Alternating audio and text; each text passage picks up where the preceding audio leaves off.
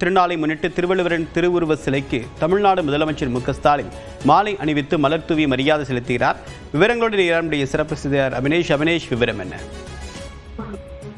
திருவள்ளுவர் தினத்தை முன்னிட்டு முதலமைச்சர் மு.க.ஸ்டாலின் சென்னை வள்ளுவர் கோட்டத்தில் அமைந்திருக்கூடிய வள்ளுவர் கோட்டத்தில் இருக்கக்கூடிய ஐயன் திருவள்ளுவர் சிலைக்கு மாலை அணிவித்து மரியாதை செலுத்தக்கூடிய காட்சிகளை பார்க்கிறோம்.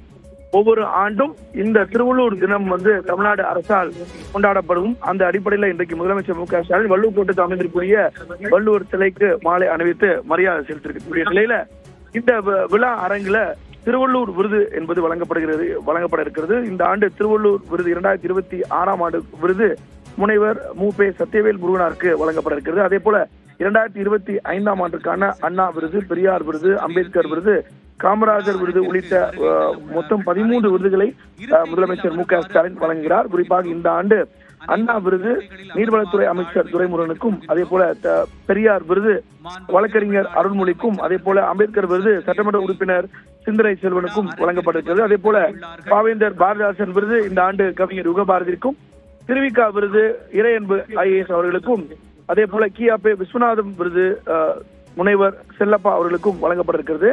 அதே போல கலைஞர் விருது விடுதலை விரும்பிக்கும், இலக்கிய மாமணி விருதுகளும் இந்த ஆண்டு அறிவிக்கப்பட்டிருக்கிறது 3 விருது.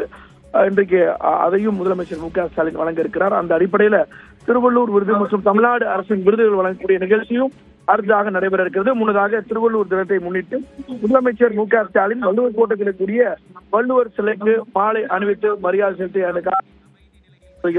தேவப்பிரியன். விரிவான தகவலுக்கு நன்றி அபினேஷ்.